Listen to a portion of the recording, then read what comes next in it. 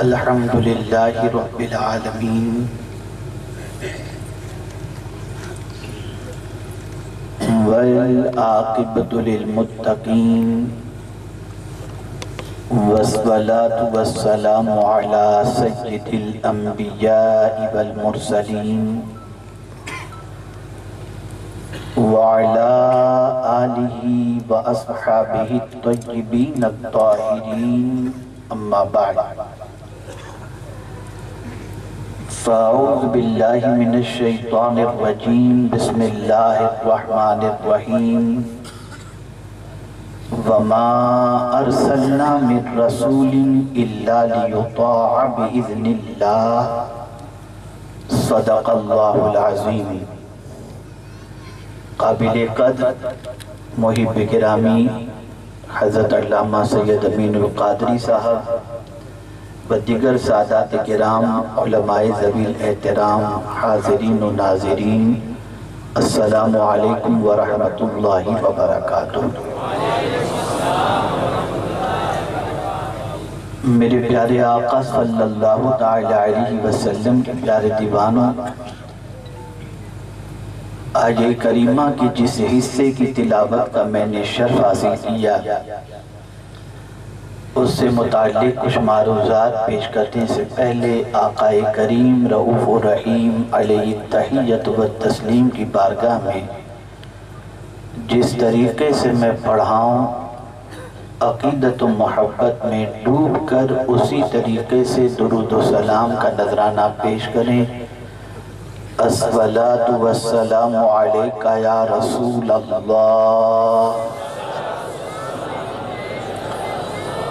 الصلاۃ والسلام علیک یا حبیب اللہ،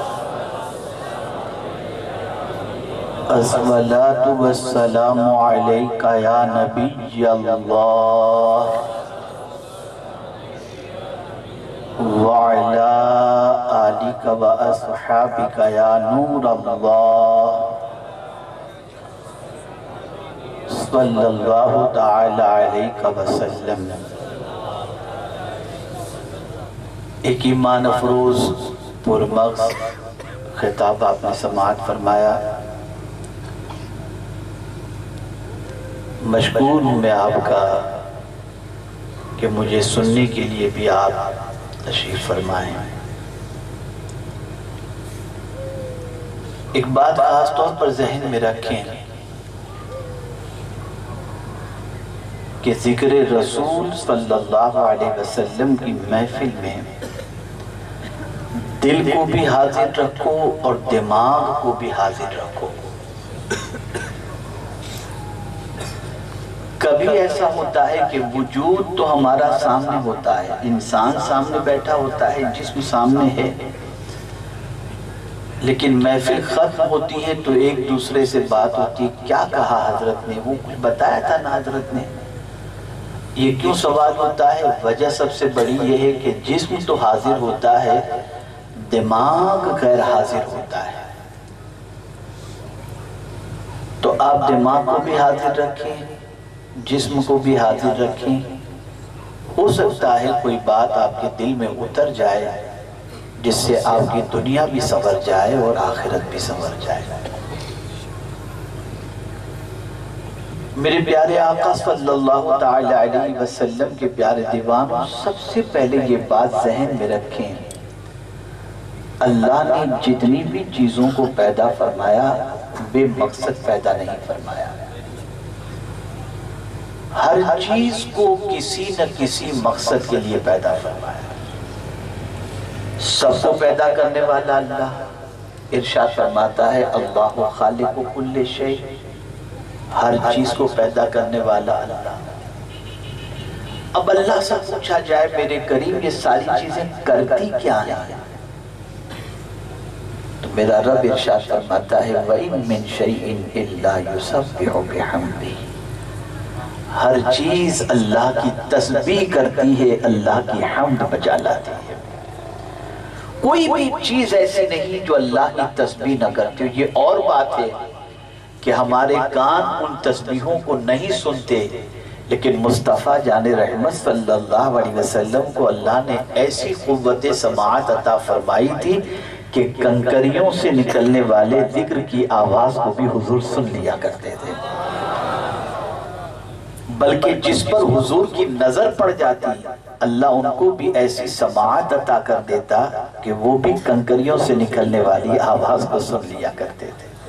میرے آقا کی سماعت کا عالم تو یہ ہے کہ رسول اعظم صلی اللہ تعالی علیہ وسلم ارشاد فرماتے ہیں میں اپنی ماں کے پیٹ میں تھا، میں اپنی ماں کے پیٹ میں تھا اور شکم مادر میں رہتے ہوئے لوہے محفوظ پر چلتے ہوئے قلم کی آواز کو سن لیا کرتا تھا۔ آقا کریم صلی اللہ علیہ وسلم کے حوالے سے مولا علی کرم اللہ تعالی وجہ الکریم فرماتے ہیں کہ سرکار صلی اللہ علیہ وسلم فرماتے ہیں میں اس پتھر کو پہچانتا ہوں جو اعلان نبوت سے پہلے مجھ پر سلام پیش کیا کرتا تھا۔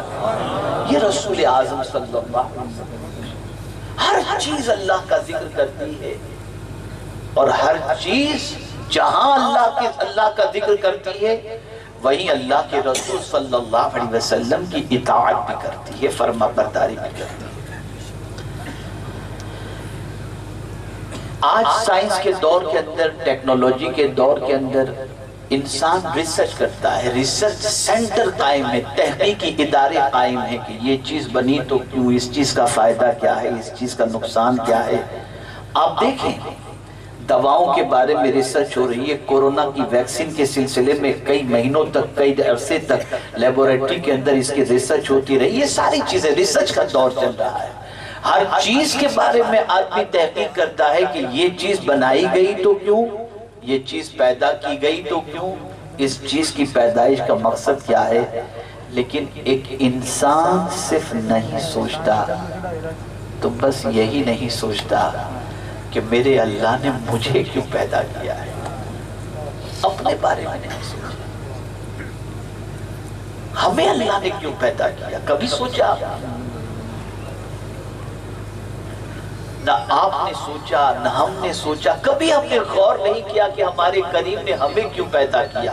ساری مخلوق پیدا فرمائی، لیکن جب تاج کرامت دینا ہوا تو فرمایا لقد کرمنا بنی آدم، بنی آدم کے سر پر ہم نے تاج کرامت سجایا۔ اس کی ساری مخلوق کے اندر اگر سب سے بہترین مخلوق اگر کوئی ہے تو وہ انسان ہے، لیکن انسان ہی کا حال یہ ہے کہ وہ اپنے مقصد کو نہیں جانتا کہ اللہ نے اسے کیوں پیدا کیا۔ اور صرف یہی نہیں کہ اپنے مقصد کی بات، بلکہ سب چیزوں کے بارے میں، خاص طور پر دینی اور عبادت کی چیزوں کے اندر اسے نہیں معلوم۔ مثال کے طور پر نماز اللہ نے کیوں فرض فرمائی نہیں معلوم، روزہ اللہ نے کیوں فرض فرمایا نہیں معلوم، حج اللہ نے کیوں فرض فرمایا نہیں معلوم، زکوٰۃ اللہ نے کیوں فرض فرمائی نہیں معلوم، یہ نہیں معلوم۔ آپ کہیں ہم نماز پڑھتے ہیں کہ ہمیں نہیں معلوم اللہ نے ہم پر فرض فرمائی؟ آپ کو یہ تو معلوم ہے کہ نماز اللہ نے فرض فرمائی، لیکن کیوں فرض فرمائی یہ نہیں معلوم۔ اگر یہ معلوم ہوتا تو نماز پڑھنے والا جھوٹ نہ بولتا، اگر یہ معلوم ہوتا تو نماز پڑھنے والا بھی رات کی تاریکی میں گناہ نہ کرتا، اگر یہ معلوم ہوتا تو نماز پڑھنے والا برائیوں کے دلدل میں نہ پھنستا، اگر یہ معلوم ہوتا تو نماز پڑھنے والا کسی کا مال غصب نہ کرتا، اگر یہ معلوم ہوتا تو نماز ادا کرنے والوں پر سے لوگوں کا بھروسہ نہ اٹھ جاتا الا ماشاءاللہ۔ لیکن ہمیں نہیں معلوم۔ ہم نے تو بعض نوجوانوں کو دیکھا ہے مسجد کی ٹوپی لگائے نماز ادا کی، اللہ ان کو مزید توفیق عطا فرمائے، لیکن مسجد سے باہر نکلے اور کوئی خوبصورت لڑکی نکلی تو اس کو جھانکنا شروع کر دیا۔ وجہ سب سے بڑی یہ ہے کہ ان کو نہیں معلوم اللہ نے نماز کیوں فرض فرمائی ہے۔ مہینے بھر بھوکے پیاسے اور عمل زوجیت سے صبح صادق سے لے کر غروب آفتاب تک ایک بندہ بچا رہتا ہے کہ اللہ نے روزے فرض فرمائے، لیکن جہاں شوال کا چاند نظر آیا بے باک ہو گیا، روزے کا کوئی اثر اس کی زندگی میں نظر نہیں آتا۔ وجہ کیا ہے؟ روزے کا مقصد نہیں معلوم۔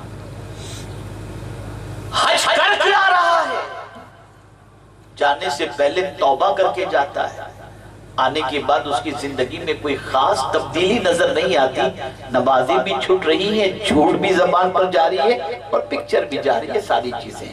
وجہ کیا ہے؟ حج کا مقصد نہیں معلوم، زکوٰۃ کا مقصد نہیں معلوم۔ اسی طریقے سے اب سنیے جو بتانا چاہتا ہوں، اسی طریقے سے اللہ نے حضور صلی اللہ علیہ وسلم کو کیوں بھیجا؟ مقصد نہیں معلوم، مقصد نہیں معلوم۔ اور جب یہ مقصد بھول گئے ہم ناکام ہو گئے۔ کھانے کا مقصد بھی اللہ نے رکھا ہے، پینے کا مقصد بھی اللہ نے رکھا ہے، سونے کا مقصد بھی اللہ نے رکھا ہے، چلنے کا مقصد بھی اللہ نے رکھا ہے، بیٹھنے کا مقصد بھی رکھا ہے، حد تو یہ ہے بات چیت کرنے کا مقصد بھی اللہ نے رکھا ہے، ہر چیز کا مقصد رکھا ہے۔ لیکن بندہ ہے کہ اللہ نے جو مقصد متعین فرمایا اس مقصد کو وہ اپنی نگاہوں سے اوجھل کیے بیٹھا ہے، بھول گیا وہ مقصد۔ اب آئیے میں آپ کو بتاؤں اللہ عز و جل نے رسولوں کو کیوں بھیجا؟ ہر وہ انسان پیدا کیے گئے، خاص رسولوں کو بھیجنے کی وجہ کیا انسانوں میں سے؟ تو میرے کریم نے فرمایا وَمَا أَرْسَلْنَا مِن رَسُولٍ إِلَّا لِيُطَاعَ بِإِذْنِ اللَّهِ، ہم نے رسولوں کو نہیں بھیجا مگر اس لیے کہ اللہ کے حکم سے ان کی بات مانی جائے، رسول کی اطاعت کی جائے، رسول کی فرما برداری کی جائے۔ اور حضور صلی اللہ علیہ وسلم خود اپنے بارے میں جو ارشاد فرماتے اسے سنیے، لیکن اس کو بتانے سے پہلے میں آپ کو بتاؤں، ہر ماں یہ چاہتی ہے کہ میرا بیٹا میری بات مانے، باپ چاہتا ہے میرا بیٹا میری بات مانے، استاد چاہتا ہے شاگرد میری بات مانے، پیر چاہتا ہے میری بات مانے۔ اور اگر بیٹا ماں کی بات نہیں مانتا تو ماں جلال میں آ جاتی ہے اور کہتی ہے میں نے تجھے پالا، میں نے تجھے اپنے پیٹ میں رکھا، 2 سال تک تجھے دودھ پلایا، تجھے بڑا کیا، تیری نجاستوں کو صاف کیا، تیرے لیے رات کی نیندیں میں نے قربان کی، پھر بھی میرا بیٹا تو میری بات نہیں مان رہا ہے۔ ماں کی بات نہ ماننے پر ماں اپنے احسان یاد دلاتی ہے، اور یقیناً ماں نے بڑی قربانیاں دی ہیں، ماں کا مرتبہ اتنا عظیم ہے کہ آقا کریم صلی اللہ علیہ وسلم کی بارگاہ میں ایک صحابی حاضر ہوتے ہیں اور عرض کرتے ہیں یا رسول اللہ صلی اللہ تعالی علیہ وسلم مجھ پر سب سے زیادہ حق کس کا ہے؟ سرکار صلی اللہ علیہ وسلم نے فرمایا تیری ماں کا۔ وہ عرض کرتے ہیں اس کے بعد؟ پھر حضور نے فرمایا تیری ماں کا۔ پھر وہ عرض کرتے ہیں اس کے بعد؟ حضور صلی اللہ علیہ وسلم نے فرمایا تیری ماں کا۔ پھر جب چوتھی بار پوچھتے ہیں تو میرے آقا صلی اللہ علیہ وسلم فرماتے ہیں تیرے باپ کا۔ ماں کے حق کے بارے میں حضور صلی اللہ علیہ وسلم نے 3 مرتبہ ارشاد فرمایا کہ اس کا حق تمہارے اوپر ہے۔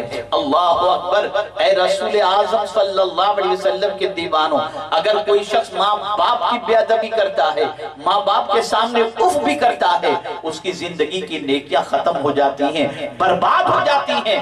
فرمایا گیا ایک نیک بندہ کل بروز قیامت اللہ عز و جل کی بارگاہ میں حاضر ہوگا، اس کا پورا دفتر نیکیوں سے بھرا ہوگا، لیکن جب میزان پر اس کے اعمال تولے جا رہے ہوں گے اور نیکیوں کا دفتر جب میزان کے ایک پلڑے میں رکھا جائے گا اور گناہ کا دفتر دوسرے پلڑے میں رکھا جائے گا تو نیکیاں زیادہ ہونے کی بنیاد پر اس کی بخشش ہو جانے والی ہوگی کہ اچانک گناہ کے پلڑے کے اندر ایک کاغذ کا پرچہ آ کر کے گرے گا جس کی وجہ سے نیکیاں کم ہو جائیں گی، گناہ کا پلڑا بھاری ہو جائے گا۔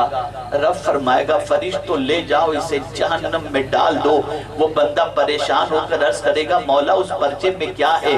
تو بتایا جائے گا زندگی میں ایک مرتبہ تو نے اپنے ماں باپ کے سامنے جو اف کہا تھا نا، یہ اف کہنا اتنا بڑا گناہ کہ تیری زندگی کی ساری نیکیاں ختم ہو گئی۔ آپ ذرا سوچو، ماں باپ کا اتنا مرتبہ، ماں اپنی اطاعت کی فکر کرتی ہے، باپ اپنی اطاعت کی فکر کرتا ہے، بیٹے سے کہتا ہے میری بات مانو، اور اگر کوئی مان لے سنیے گا، ماننے والوں نے جب ماں کی بات مانی، ماننے والوں نے جب باپ کی بات مانی اور اطاعت میں زندگی گزار دی تو کبھی ولایت مل گئی ہے اور کبھی اللہ عز و جل کے قرب کی دولت اس حد تک نصیب ہو گئی جس کی کوئی انتہا نہیں۔ ماں کی بات ماننے پر، باپ کی بات ماننے پر، ماں کی اطاعت کرنے پر، باپ کی اطاعت کرنے پر اللہ اتنا اونچا اجر عطا فرماتا ہے۔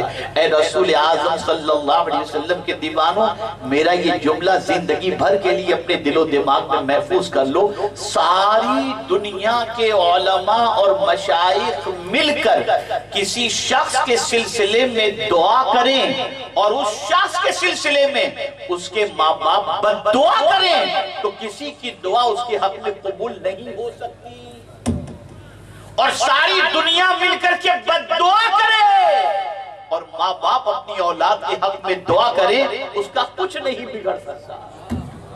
یہ ماں باپ کا مرتبہ۔ ماں چاہتی ہے میری اطاعت کر، باپ چاہتا ہے میری اطاعت کر۔ یقیناً ماں باپ کی اطاعت میں اللہ نے ثواب رکھا ہے۔ شوہر چاہتا ہے بیوی میری اطاعت کرے، شوہر کی اطاعت کے اندر بیوی کے لیے فائدہ یہ ہے کہ آقا کریم صلی اللہ علیہ وسلم ارشاد فرماتے ہیں کہ اگر کوئی عورت 5 وقتہ نماز کی پابند و روزے رکھے، حج کرے اور زکوٰۃ دے اور اپنے شوہر کی اطاعت کرے، اس حال میں وہ مری تو کل بروز قیامت جنت کے جس دروازے سے چاہے وہ داخل ہو جائے۔ یہ عورت کا مقام شوہر کی اطاعت کی بنیاد ہے۔ اب سوال یہ پیدا ہوتا ہے ماں دیتی کیا ہے، کام کب کب آتی ہے، کہاں کہاں آتی ہے؟ تو ماں ہمیں کام آتی ہے بھوک لگی تو کھانا کھلانے میں، سر میں درد ہو تو سر دبانے میں، پریشان ہے تو دعا کرنے میں۔ وقت اتنا زیادہ نہیں میں اس کو پھیلا کر کے گفتگو کر سکوں، میں مختصر کروں گا لیکن آپ کی دماغ کے اندر بات بتانے کی کوشش۔ ماں سے زیادہ اور باپ سے زیادہ مخلص محبت کرنے والا کوئی دوسرا نہیں ہوتا، لیکن آپ کو معلوم ہوگا کہ بیٹے کے سر میں درد ہو تو ماں بے چین ہو جاتی ہے، رات کو سوتی نہیں، میرا لگتے جگر، میرا بیٹا تجھے کیا ہو گیا، سر دباتی ہے، بام لگاتی ہے، سب کچھ کرتی ہے۔ لیکن جب بیٹے کے جسم سے روح نکل جاتی ہے ماں کو معلوم ہے کہ اب میرے بیٹے کی پوزیشن یہ ہوگی کہ اسے قبرستان لے جا کر قبر کے اندر منو مٹی کے نیچے دفن کر دیں گے۔ جس بیٹے کے سر پر ماں تھوڑا سا بوجھ دیکھنا برداشت نہیں کر سکتی تھی، وہ ماں جانتی ہے کہ میرے بیٹے پر منو مٹی ڈالی جائے گی، لیکن خدا کی قسم کوئی ماں اپنے ماننے والوں کو یا اپنے رشتہ داروں کو یا اپنے لوگوں کو یہ نہیں کہتی کہ میرے بیٹے کو قبر میں دفن مت کرنا، اس پر مٹی نہ ڈالنا۔ ماں منع نہیں کرتی، جانتی ہے، نہ قبرستان جاتی ہے، نہ اس کی قبر کے اندر جاتی ہے، نہ منو مٹی ڈالنے سے روکتی ہے۔ وہ ماں جو تڑپتی تھی اپنے بچے کے لیے، بے چین ہوتی تھی اپنے بچے کے لیے، جو اپنی اطاعت کے بارے میں کہا کرتی تھی، جو اپنے بچے کے لیے بے پناہ قربانی دی تھی، وہ ماں قبر میں نہیں جاتی۔ اب میں آپ سے پوچھنا چاہتا ہوں، جس کی اطاعت اور محبت اتنی زیادہ اور اتنا خیال جس کا کرنا چاہیے، اس کا حال یہ ہے کہ وہ قبر میں نہیں آتی اور وہ نہ قبر کے اندر مدد کے لیے پہنچتی ہے۔ تو اب سوال یہ پیدا ہوتا ہے کہ قبر میں کون آئے گا؟ تو جواب ملتا ہے جہاں ماں کی ممتا ختم ہو جاتی ہے وہاں سے مصطفیٰ کی محبت کام آتی دکھائی دیتی ہے۔ قبر میں ماں نہیں پہنچے گی لیکن مصطفیٰ اپنا جلوہ دکھاتے ہوئے نظر آئیں گے۔ اب سرکار کی یہ حدیث سنو، مسلم شریف کی حدیث ہے، آقا کریم صلی اللہ علیہ وسلم ارشاد فرماتے ہیں انسانوں میں، سارے انسانوں میں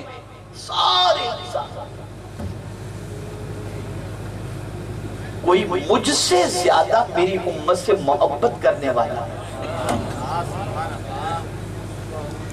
مجھ سے زیادہ کوئی نہیں۔ جتنا میں اپنی امت سے محبت کرتا ہوں، ماں بھی اپنے بیٹے سے اتنی محبت نہیں کرتی۔ باپ بھی اپنے بیٹے سے اتنی محبت نہیں کرتا۔ اے رسول اعظم صلی اللہ علیہ وسلم کے دیوانوں، آج یہ امت جو تباہ ہو رہی ہے، آج یہ امت جو برباد ہو رہی ہے، اس کی سب سے بڑی وجہ یہ ہے اس نے سب کی تو مانی، نہ اللہ کی مانی نہ اللہ کے رسول صلی اللہ علیہ وسلم کی بات مانی۔ جب اللہ کی اطاعت ہم نے چھوڑ دی، اللہ کے رسول صلی اللہ علیہ وسلم کی فرما برداری ہم نے چھوڑ دی، تو آج نتیجہ یہ ہوا کہ عزت ہمارے ہاتھوں سے چلی گئی، وقار ہمارے ہاتھوں سے چلا گیا، سرخ روئی ہمارے ہاتھوں سے رخصت ہو گئی۔ اللہ اکبر۔ اے رسول اعظم صلی اللہ علیہ وسلم کے دیوانوں، جب کوئی اللہ کی اطاعت کرتا ہے، اللہ کے رسول صلی اللہ علیہ وسلم کی اطاعت کرتا ہے، تو اللہ عز و جل اسے کیا عطا فرماتا ہے آپ جانتے ہیں؟ اللہ اکبر۔ میرے پیارے آقا صلی اللہ علیہ وسلم کے پیارے دیوانوں، اللہ ارشاد فرماتا ہے وَمَن يُطِعِ اللَّهَ وَرَسُولَهُ فَقَدْ فَازَ فَوْزًا عَظِيمًا۔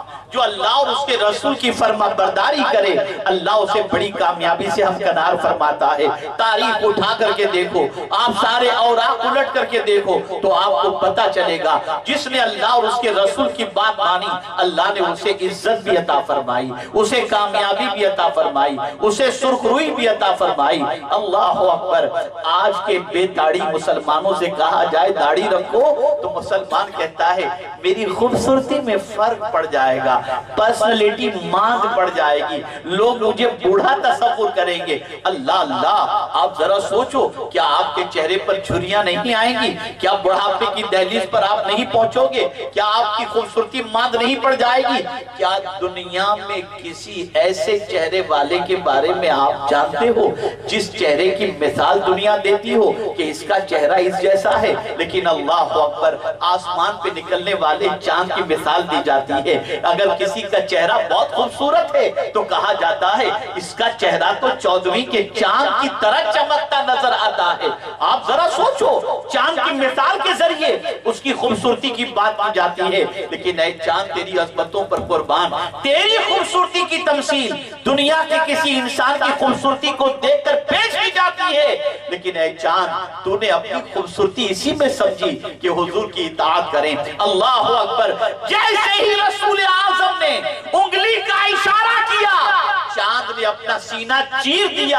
آپ ذرا سوچو، کانچ کا اگر کانچ کے دو ٹکڑے ہو جائیں تو کانچ کی خوبصورتی ختم ہو جاتی ہے، چاند کے بھی 2 ٹکڑے ہوئے تو چاند کی خوبصورتی ختم ہو جانی چاہیے نا، لیکن چاند کہتا ہے نہیں نہیں، میری خوبصورتی تو اسی میں ہے کہ میں مصطفیٰ کے اشارے پر لبیک کہہ دوں۔ اگر میں نے اپنا سینہ چاک نہ کیا تو ممبروں پر میری تعریف نہیں ہوگی، مسجدوں میں میری تعریف نہیں ہوگی۔ آج اگر میری تعریف ہو رہی ہے تو مصطفیٰ کی بات ماننے کی وجہ سے ہو رہی ہے۔ چاند بس صورت نہیں، چاند خوبصورت کہلاتا ہے۔ آج بھی چاند کی خوبصورتی کی مثالیں پیش کی جاتی ہیں۔ مسلمانوں تمہیں کیا ہو گیا؟ نبی کے طریقے پر عمل کرنے میں تم سوچتے ہو کہ تم ناکام ہو جاؤ گے؟ آئیے اور تھوڑا سا سمجھاتا ہوا چلو۔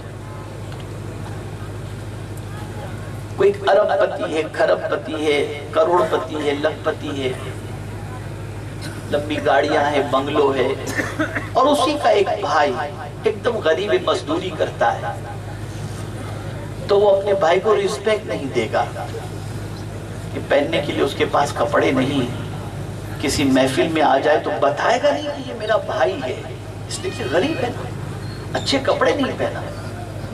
اس کا بھائی بھی آ رہا ہو، کوٹ پینٹ والا بھی آ رہا ہو تو آدمی کیا کرے گا؟ کوٹ پینٹ والے کی آؤ، آئیے آئیے، کیسے آپ خیریت سے ہیں؟ لیکن بیچارہ پھٹے پرانے کپڑے کے اندر اس کا کوئی رشتہ دار یا بھائی آیا تو اسے وہ عزت نہیں دی جاتی۔ بولیے میری بات سمجھ رہے ہیں؟ ایسا ہے یا نہیں؟ آپ جواب دیجیے۔ ہے نا؟ ہوتا ہے نا ایسا؟ غریب کو کوئی عزت نہیں دیتا، فقیر کو کوئی عزت نہیں دیتا، پیون والے کپڑے والوں کو کوئی عزت نہیں دیتا۔ لیکن میں حیران ہوں یا اللہ، ماجرا کیا ہے؟ خواجہ کے کپڑے پر تو پیون لگے ہوئے تھے، ان کا تو کوئی بنگلہ بھی نہیں تھا، لیکن بادشاہ ان کی بارگاہ میں حاضر ہو کر کے بھیک مانگتا دکھائی دیتا ہے۔ یا اللہ، یہ خواجہ کو عزت کیسے ملی پیون والے کپڑے کے باوجود؟ تو جواب ملے گا، خواجہ اپنی خواہش کی پیروی نہیں کرتے تھے، مصطفیٰ پیارے کی اطاعت کرتے تھے، اس لیے اللہ نے ان کو یہ عزت عطا فرمائی۔ مسلمانوں تم اللہ اور اس کے رسول کی اطاعت کرو، اللہ اور اس کے رسول کی فرما برداری کرو۔ اللہ نے حضور کو بھیجا ہی اس لیے تاکہ حضور صلی اللہ علیہ وسلم کی پیروی کی جائے، ان کی بات مانی جائے۔ علماء تشریف فرمائے، ایک بہت اہم بات میں عرض کرتا ہوں، قرآن میں جہاں جہاں بھی اللہ کی اطاعت کا حکم ہے اس کے ساتھ ساتھ اللہ کے رسول کی اطاعت کا حکم ہے، اللہ کے ساتھ اللہ کے رسول کی اطاعت کا حکم ہے۔ لیکن ایک مقام ایسا ہے جہاں رسول کی اطاعت کا صرف حکم ہے، اور اسی حکم کو اللہ نے فرمایا اگر میرے رسول کی مان لو تو گویا میری ہی تم نے مان لی۔ من یطیع الرسول فقد اطاع اللہ، جس نے رسول کی اطاعت کی اس نے گویا اللہ ہی کی اطاعت کی۔ آپ رسول کے گویا نہیں، فقد اطاع اللہ، بے شک اس نے اللہ کی اطاعت کی۔ اے میرے پیارے آقا صلی اللہ علیہ وسلم کے پیارے دیوانوں، تم کہاں عزت تلاش کر رہے ہو؟ کس کی بات ماننے میں عزت تلاش کر رہے ہو؟ تم یہ سمجھتے ہو گندی پکچریں دیکھ کر، آوارہ گردی کر کے، ہیرو جیسی پھٹی ہوئی جینز پہن کر اور آوارہ گردی کر کے تمہیں عزت ملے گی؟ نہیں مل سکتی۔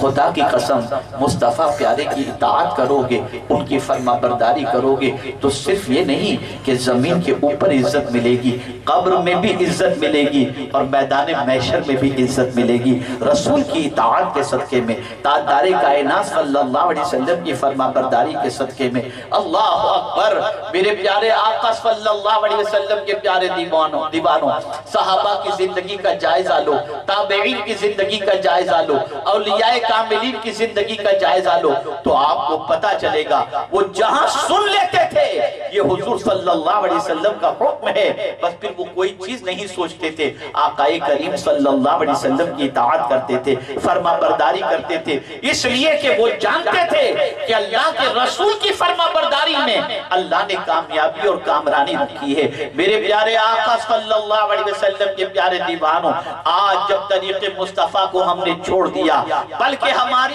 سوچ پر غیروں کا اتنا اثر ہو گیا کہ پیدائشی مسلمان کہتا ہے کہ ہم اگر حضور صلی اللہ علیہ وسلم کے طریقے پر چلیں گے تو بیکورڈ کہلائیں گے، اسی لیے کہیں بھی کھڑے ہو کر کھا لیتا ہے، کہیں بھی کھڑے ہو کر پی لیتا ہے پانی، کہیں بھی کسی طریقے سے زندگی گزارتا چلا جاتا ہے اور سوچتا ہے کہ میں اس طریقے سے، یعنی مثال کے طور پر چند سرمایہ داروں کے یہاں شادی کی دعوت ہو گئے اور وہاں بوفے سسٹم ہے تو وہ کھڑے ہو کر ہی کھائے گا اور بیٹھ کر کھانے کے بارے میں سوچے گا میں بیٹھ کر کھاؤں گا تو لوگ سوچیں گے یہ پرانے زمانے کا انسان کہاں سے آ گیا۔ اللہ اکبر، آپ ایئرپورٹ پر ہیں، کچھ کھانا ہے کھڑے ہو کر کھا رہے ہیں، پینا ہے کھڑے ہو کر پی رہے ہیں، اسٹیشن پر کھڑے ہو کر، اور اگر کوئی کہے بیٹھ کر کھاؤ پیو تو آپ کہیں گے مولانا سب دیکھ رہے ہیں۔ ارے آپ نبی کے طریقے پر عمل کرنے میں شرماتے ہو اور ہیرو کے طریقے پر عمل کرنے میں، یہودیوں کے طریقے پر عمل کرنے میں، مجوسیوں کے طریقے پر عمل کرنے میں کوئی شرم محسوس نہیں۔ لاؤ مصطفیٰ جان رحمت صلی اللہ علیہ وسلم جیسی محبت کرنے والا، جب ماں کام نہیں آئے گی، باپ کام نہیں آئے گا، بھائی کام نہیں آئے گا، رشتہ دار کام نہیں آئے گا، کوئی انسان کام نہیں آئے گا، تو ایک ہی ذات ہوگی جو اللہ کی بارگاہ میں جس کی رسائی ہوگی، اور جو ذات کام آئے گی وہ ذات ہے میرے نبی صلی اللہ علیہ وسلم کی ذات۔ ان کے طریقے پر عمل کرو، ان کے ارشاد پر عمل کرو، ان کے فرمان پر عمل کرو، ان کی باتوں کا ادب کرو، ان کے فرمان کو لائٹلی مت لو، فرمان سنو سیریس ہو جاؤ۔ اللہ کے رسول نے فرمایا بات ختم۔ جہاں حضور صلی اللہ علیہ وسلم کے ارشاد کی بات آئے تو پھر ایک دم بالکل لاؤبالی پن کا مظاہرہ مت کرو، سنجیدہ ہو جاؤ، ایک دم سیریس ہو جاؤ۔ آقا نے فرمایا صلی اللہ علیہ وسلم جب تک یہ کیفیت نہیں ہوگی عزت نہیں مل سکتی، کامیابی نہیں مل سکتی۔ میرے پیارے آقا صلی اللہ تعالی علیہ وسلم کے پیارے دیوانوں، آج کے اس مسرت موقع پر میں آپ کو یہی عرض کروں گا، کھانے کا مقصد بھی اللہ عز و جل نے بتایا ہے، پینے کا مقصد، پانی پینے کا مقصد بھی بتایا گیا ہے، سونے کا مقصد بھی بتایا گیا، اٹھنے کا مقصد بھی بتایا گیا، چلنے کا مقصد بھی بتایا گیا، حد تو یہ ہے کہ اونٹوں پر بازار میں بیٹھنے کا مقصد بھی حدیث میں بتایا گیا کہ باہر تم بازار میں بیٹھو تو کیا کرو، اس کا مقصد بھی اسلام نے بتایا۔ لیکن ہم نے کسی کا مقصد جانا نہیں، صرف فارمولیٹی کے طور پر سب کچھ کر رہے ہیں، مقصد کو پہچانا، مقصد کو جانا۔ اور یہ بات یاد رکھنا، جب بھی اللہ عز و جل اور اس کے پیارے حبیب صلی اللہ علیہ وسلم کی فرما برداری کے لیے آپ قدم اٹھانا چاہیں گے نا، تو شیطان روکے گا، اس لیے کہ شیطان کبھی نہیں چاہتا کہ آپ کی دنیا بھی سدھر جائے اور آپ کی آخرت بھی سدھر جائے، تو شیطان روکے گا۔ تو آپ شیطان کی مت سننا، اللہ اور اس کے رسول کی باتوں پر عمل کرنا، اللہ اور اس کے رسول کے فرمان پر عمل کرنا۔ اگر اللہ اور اس کے رسول کے فرمان کو آپ نے فوقیت دی تو انشاءاللہ العظیم دونوں جہاں میں کامیابی نصیب ہوگی۔ بس ایک بات عرض کر کے میں اپنی گفتگو کو ختم کرتا ہوں، اور وہ بات کیا ہے؟ میرے ایک بہت اچھے دوست جو 5 وقتہ نماز کے پابند، اتنے نماز کے پابند ماشاءاللہ کہ میں اگر یہ کہوں تو غلط نہ ہوگا کہ شاید ہی کبھی ان کی نماز قضا ہو۔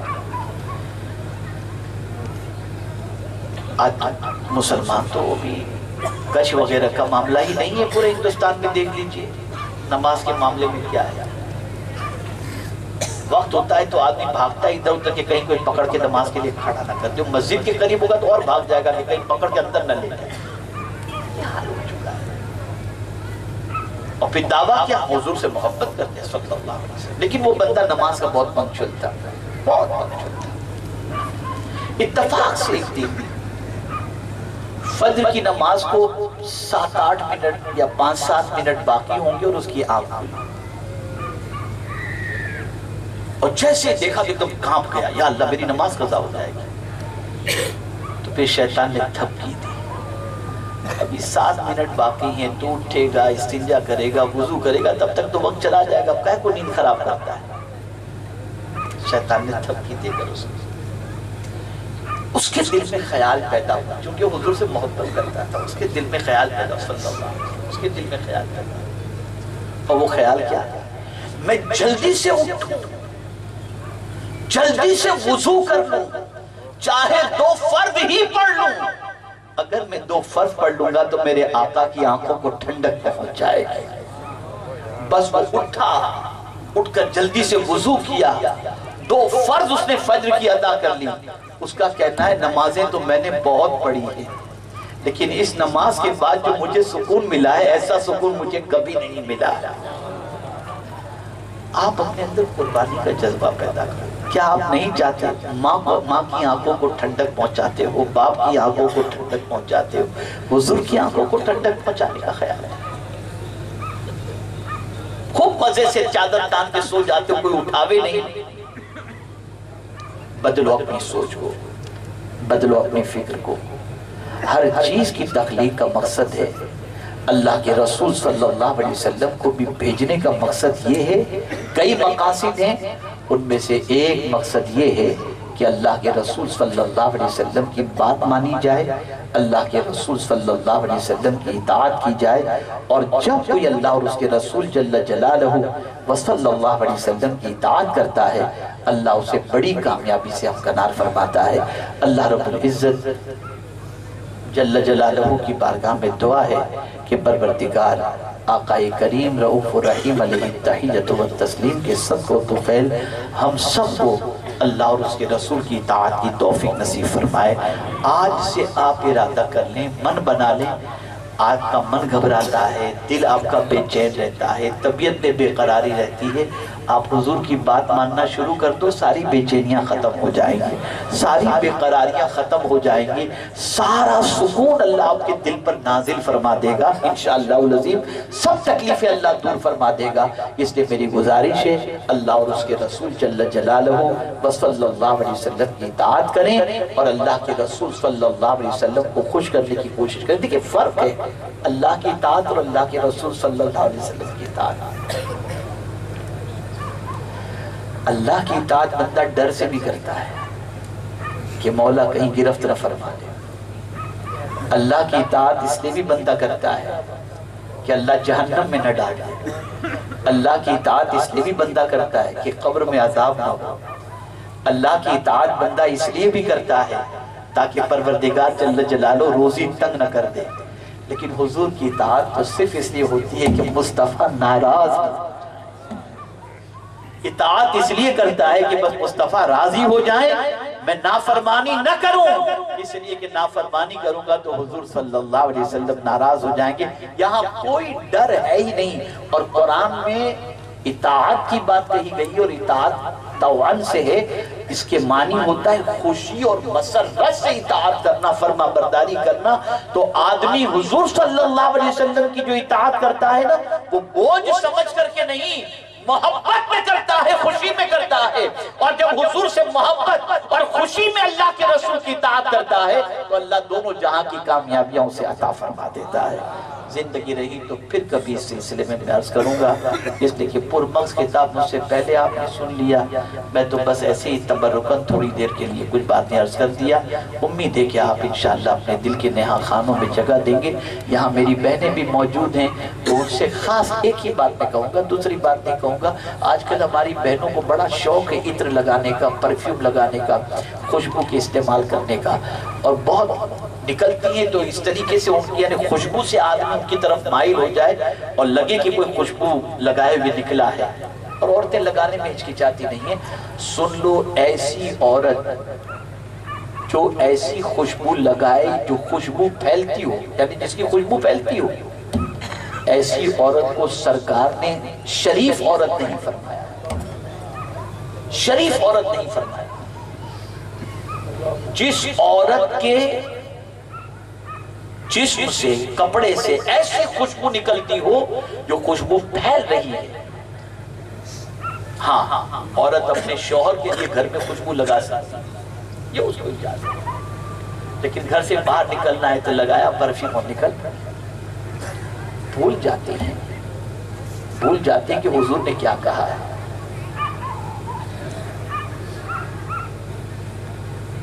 گانے سنتی ہیں، بگ باس دیکھتی ہیں، غزلیں سنتی ہیں، پتہ نہیں کیا کیا کرتی ہیں۔ جب رسول اعظم صلی اللہ تعالی علیہ وسلم نے صحابیات سے فرمایا کہ بیچ راستے میں نہ چلو، اگر ضرورت پڑنے پر تمہیں گھر سے نکلنا ہی پڑے تو تب کنارے سے چلا کرو، بیچ میں نہ چلا کرو، کنارے سے، دیوار سے لگ کر یا کنارے سے چلا کرو۔ تو آپ کو معلوم ہے مدینے میں عورتیں اس طریقے سے کنارے پہ چلتی تھی کہ ان کے کپڑے دیواروں سے جو الجھ جایا کرتے تھے۔ اور آج کیا پوزیشن ہے، ایسے نکلتی ہیں کہ مرد کو کنارے ہو جانا پڑتا ہے، ان کو کنارے پہ ہونے کی ضرورت ہے۔ میں خود بامبے کی منگلداس مارکیٹ میں کپڑا خریدنے کے لیے گیا، بہت پہلے کی بات بتاتا ہوں۔ کپڑا خریدنے کے لیے گیا، بہت نیرو گلی تھی، سامنے سے برقع پوش کچھ خواتین آ رہی تھی۔ اب میں پریشان کہ اب یہ خواتین آ رہی ہیں، میں کھڑا کہاں رہوں، نیرو گلی تھی۔ میں ایک دکان والے کی دکان کے اوپر بیٹھ گیا، لیکن میں دیکھ رہا ہوں کہ مرد نکل رہے ہیں، عورتیں وہ آ رہی ہیں، کوئی احساس تک نہیں ہے کہ ہمارا جسم غیروں کو لگ رہا ہے یا غیروں کا جسم ہم کو لگ رہا ہے۔ وہ بھول جاتی ہیں کہ حضور نے کیا فرمایا۔ آقا کریم صلی اللہ علیہ وسلم فرماتے ہیں اگر کسی غیر محرم کا جسم کسی غیر محرم کو، یعنی کسی لڑکے کا جسم کسی لڑکی کو جو حرام ہے، غیر محرم ہے اس کے لیے، ابھی تک اس کے لیے حلال نہیں، اگر ٹچ کر جائے قیامت میں اس حصے کو جہنم کی آگ سے جلایا جائے۔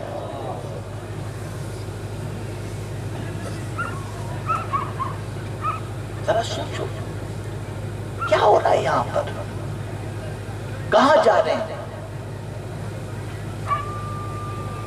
میری بہنوں ذرا سنبھلو، ذرا سوچو، اور جتنا احسان عورتوں پر حضور صلی اللہ علیہ وسلم نے فرمایا ہے، میں تو کبھی کبھی سوچتا ہوں تو حیرت ہوتی ہے کہ وصال کے وقت دنیا سے جاتے وقت بھی حضور کو ان عورتوں کا کتنا خیال، کہ فرمایا فرماتے ہیں کہ عورتوں کا خیال رکھو، عورتوں سے اچھا سلوک کرنا۔ جاتے جاتے جب سرکار کے لمحائے مبارک پر جنبش تھی، ایک صحابی قبر مزار اقدس کے اندر اترے اور سننا چاہا کہ حضور کیا فرما رہے ہیں، تو حضور عورتوں کے معاملے میں اللہ سے ڈرنے کے حوالے سے فرما رہے ہیں۔ اتنا خیال عورتوں کا، لیکن ان عورتوں کو حضور کا کوئی خیال نہیں، اور جن کو خیال تھا، جو عورتوں کو اللہ کے رسول کے احسان کا خیال تھا، ان کی سچویشن کیا تو غزوہ احد کے موقع پر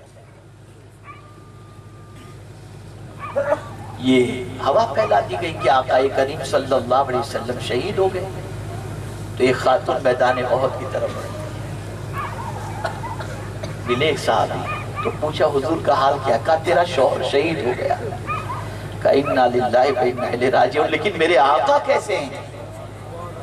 کہنے والا کہہ رہا ہے کہ تیرا شوہر شہید ہو گیا، سننے والی کہتی ہے میرے آقا کیسے ہیں صلی اللہ علیہ وسلم۔ پھر تھوڑا آگے بڑھی، پوچھا میرے ایک اور سے ملی، پوچھا میرے آقا صلی اللہ علیہ وسلم کیسے ہیں؟ کہا تیرا بھائی شہید ہو گیا۔ کہا انا للہ و انا الیہ راجعون، لیکن یہ بتاؤ میرے آقا صلی اللہ علیہ وسلم کیسے ہیں؟ پھر آگے بڑھی، پوچھا حضور صلی اللہ علیہ وسلم کیسے ہیں؟ کہا تیرا بیٹا شہید ہو گیا۔ کہا انا للہ و انا الیہ راجعون، اور پھر بتایا گیا دیکھو حضور صلی اللہ علیہ وسلم خیریت سے ہیں، تو وہ عورت کہتی ہے حضور سلامت تو سب سلامت۔ جانتی تھی کہ ہمیں جو عزت ملی ہے وہ حضور کے صدقے میں ملی ہے، اور آج کی عورتیں یہ سمجھتی ہیں کہ ہمیں جو عزت ملی ہے وہ ہیروئن کے طریقے پر چلنے سے۔ کیا ہو گیا ہے تمہیں؟ کیوں بھول گئی ہو حضور کے احسان کو؟ کیوں سرکار کے کرم کو فراموش کر بیٹھے ہو؟ اپنے آقا صلی اللہ علیہ وسلم سے تعلق کو مضبوط کرو۔ ڈبے کا دودھ پلانے سے طاقت تو پیدا ہو سکتی ہے، ایمان رگوں کے اندر نہیں پہنچ سکتا۔ ماؤں کو چاہیے کہ دودھ کے ساتھ ساتھ عشق مصطفیٰ صلی اللہ علیہ وسلم پلائیں، اور میں یقین کے ساتھ کہتا ہوں جو عاشق مصطفیٰ صلی اللہ علیہ وسلم ہوگا وہ ماں باپ کا بھی وفادار ہوگا، اور انشاءاللہ گناہوں سے بچنے کی بھی کوشش کرے گا۔ اللہ تعالی ہم سب پر کرم کی نظر فرمائے۔ وما علینا الا البلاغ المبین۔ السلام علیکم ورحمۃ اللہ وبرکاتہ۔